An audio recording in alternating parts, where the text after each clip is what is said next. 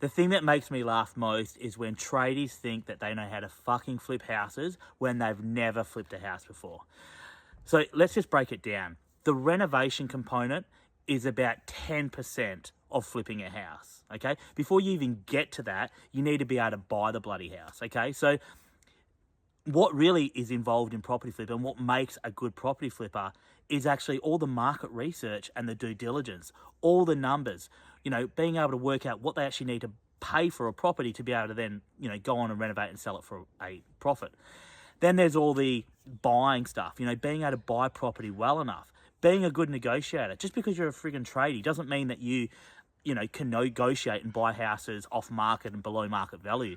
Being a tradie is not going to help you be able to do feasibilities and numbers and all that sort of stuff. You might know how much things cost, but you still need to be able to do a proper feasibility, take into consideration all your other costs, purchase costs, holding costs, selling costs, all that sort of stuff.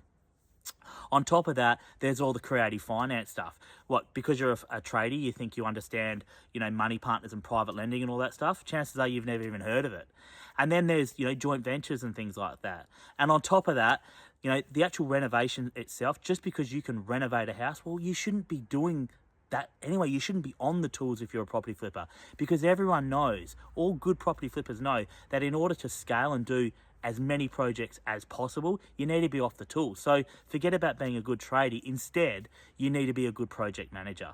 And then there's structure, buying the property in the right entity and so on, so that way you're minimizing tax.